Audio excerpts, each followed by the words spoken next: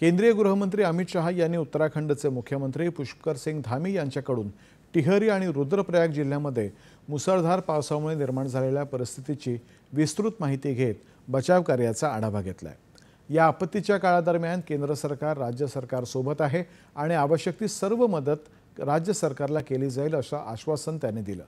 केदारनाथ मार्गावरती सुरू असलेलं बचाव कार्य गतीनं सुरू आहे। आज भारतीय लष्कराचं चिनूक आणि MI-17 ही विमानं मदत कार्यामध्ये सहभागी झाली। केदारनाथ मार्गावरती अडकलेल्या यात्रेकरूंच्या नातेवाईकांसाठी प्रशासनानं मदत क्रमांक जारी केला आहे।